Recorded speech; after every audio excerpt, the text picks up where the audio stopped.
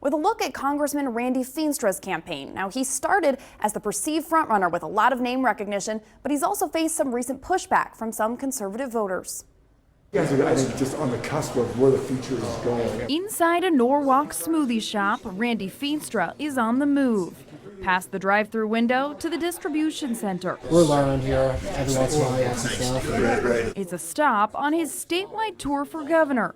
Feenstra's meeting with business owners, hearing new ideas and making a pitch of his own. Those are the 4 points that take this state to new heights, and that's what I want to do. It's a message he's been carrying from stop to stop, one he echoed when we caught up with him one-on-one. Making sure that we are the most business and ag-friendly state in the country, to make sure that we have that world-class education, to make sure that we keep our kids right here, and to make sure that we also have quality, accessible health care. And it starts with lowering property taxes. Sitting with local leaders, he narrowed the focus to Norwalk. To become your next governor, I want to work with you and say, all right, how do we continue to grow? How do we make sure Norwalk is the place where our kids stay? On education, some called for less politics and more partnership.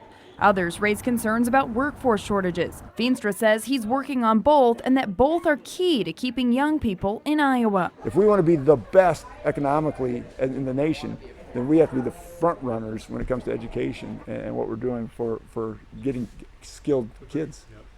Because you know what's happening, when they don't have a job, they're going across the border. They're going somewhere else. He says events like these are his focus right now, talking directly with Iowans. We've got, I think, 15 stops this week. You know, it's just getting out there and earning every single vote.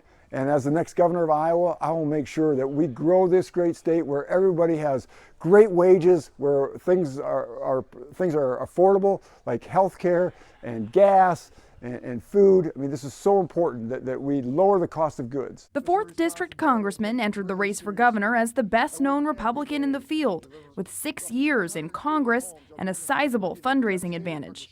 In 2025, Feenstra raised $4.3 million from nearly 2,000 individual donors, finishing the year with $3.2 million in cash on hand, more than any other Republican candidate. But that early edge has also come with scrutiny.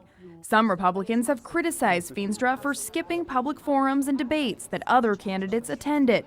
He faced those questions head-on at an event in West Des Moines. All of us right here, we're grassroots. We're the put the sign, knock the doors, do all that stuff. And when you don't show up for the debates or the forums, you're basically giving all of us a sharp stick. Thank you, Gary. I tell you what, I go around to every place in Iowa having meet and greets because I want to meet people just like you to answer questions and say, hey, how can we make Iowa a better place to live? That wasn't the only tense exchange of the night. Feenstra also took heat for not endorsing President Donald Trump early ahead of the 2024 Iowa caucuses. I didn't endorse him. So my comment is, how confident are you that President Donald J. Trump is going to give you his... I'm looking forward to earn. So President Trump and I talked on the Air Force One a lot about this, and I'm earning his support every day. I'm telling you what, I'm working to earn it. Pushing back on his critics, Feenstra pointed to his retail schedule and to the calendar. I'm traveling the state, doing all the meet and greets at the local pizza ranches. We invite everybody, the public, they can ask questions, they can hear my vision, and they can talk to us one-on-one. That is so important. But also, the filing deadline for governor is not till March 13, so we don't even know who's going to be in the race.